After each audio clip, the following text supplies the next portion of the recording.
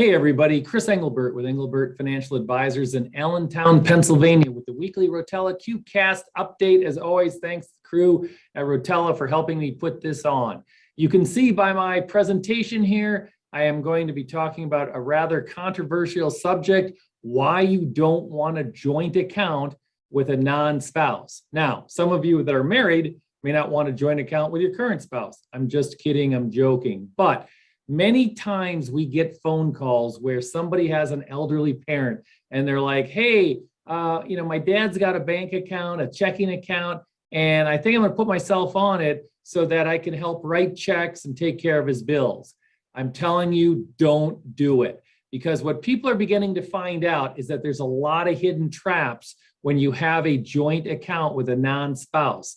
Now, one of the things that many people don't realize, and again, everybody has good intentions when they go ahead and do this. They're saying, hey, I'm trying to help my parents out. They're elderly. I need to help them write their bills. Or sometimes we see a situation where a neighbor gets put on a joint account so that the son or daughter who may not live in the area has somebody that could write out bills. And I've even seen situations and heard of situations where the pastor at the local church was named as a joint owner in an account because an elderly person just couldn't do their financial checking and banking.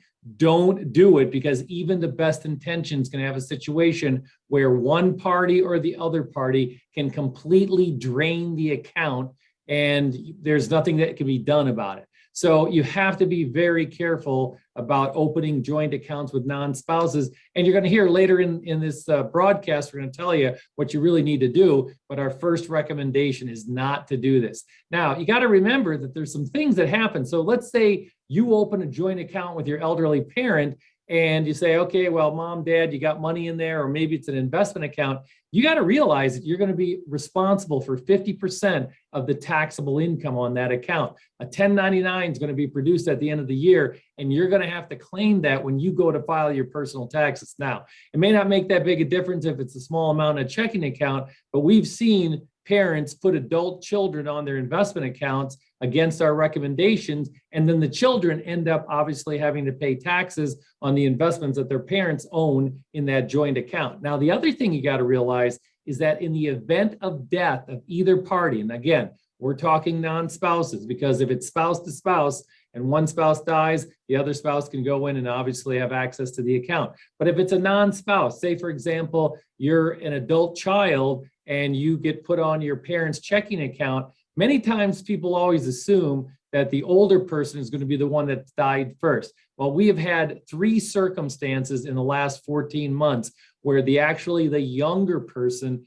died first. Well, guess what? If your elderly parent puts you on the checking account and unfortunately you predecease them, which means you die before they do, your elderly parent is actually going to have to probate your will in order to get their own money back.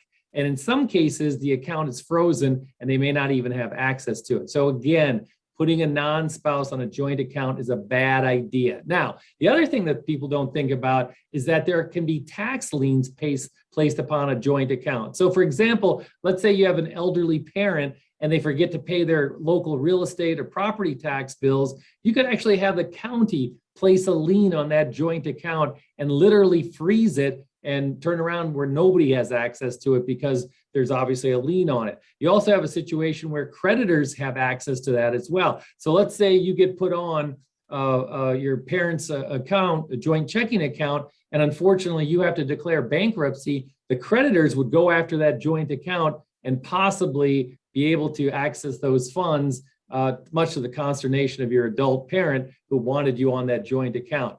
The other thing that happens is eligibility for benefits can be greatly affected, because obviously if people are applying for college for their children and they've got to say, well, gee, I have a joint account and here's what's going on with a joint account, they have a situation where, they end up having to declare that particular amount of money. So what do you do? What you do, the solution, and again, we are not attorneys. We would strongly recommend that if you have any questions, what you do is you contact an attorney about how to set this up, but you need to get a durable power of attorney. A durable power of attorney is a very powerful document where basically you can do anything as if you were that person.